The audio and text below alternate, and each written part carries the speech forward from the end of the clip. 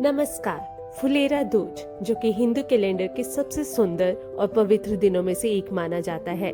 फुलेरा दूज का अर्थ है फूलों का दिन। यह फाल्गुन महीने के शुक्ल पक्ष की द्वितीय तिथि को मनाया जाता है, जो कि होली के आगमन का प्रतीक है और मुख्य रूप से ब्रिज यानी मथुरा वृंदावन में बहुत ही धूमधाम से मनाया जाता है। मान्यता है कि इस दिन श्री कृष्ण और राधा रानी ने एक दूसरे पर फूल फेंककर फूलों की होली खेली थी। इसी वजह से इस दिन मंदिरों को फूलों से सजाया जाता है और भक्त भी एक दूसरे पर फूल डालते हैं। इस त्योहार की सबसे बड़ी खासियत यह है कि यह एक अबूझ मुहूर्त है।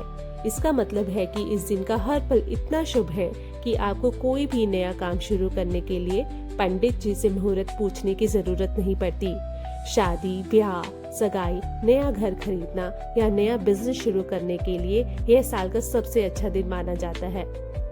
कहा जाता है अगर किसी भी वैवाहिक जीवन में कोई भी तनाव हो तो इस दिन राधा कृष्ण की पूजा करने से रिश्तों में फिर से प्यार और मिठास बढ़ जाती है।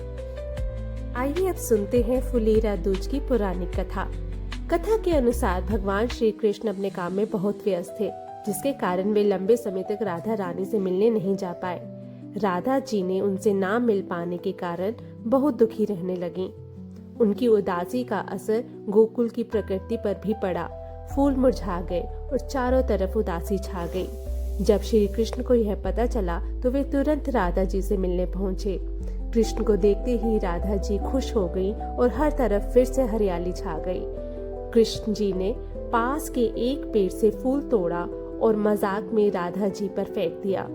जवाब में राधा जी ने भी कृष्ण पर फूल फेंक दिया। यह देखकर वहां मौजूद गोपियों ने भी एक दूसरे पर फूल बरसाने शुरू कर दिए। इसी तरह पहली बार फूलों की होली खेली गई। तब से इस दिन को फुलेरा दूज के रूप में मनाया जाता है। आइए अब सुनते हैं फुलेरा दूज की पूजा विधि के बारे में। फुलेरा दूज के दिन सुबह स्नान करके घर या पूजा स्थल को साफ करें और राधा कृष्ण की मूर्ति या तस्वीर स्थापित करें। इसके बाद रोली, कुमकुम, अक्षत, चंदन, धूप, दीप से विधिवत पूजन करें और मौसमी व सुगंधित फूल अर्पित करें।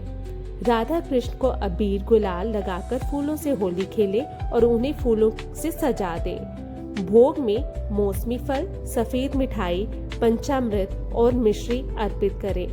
मन शांत रखकर राधा कृष्ण मंत्रों का जाप करें।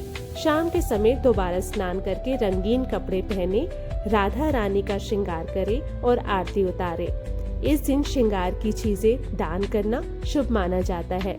पूजा के बाद प्रसाद ग्रहण करें और दिन भर सात्विक भोजन रखें। आपका दिन मंगलमय हो। धन्यवाद।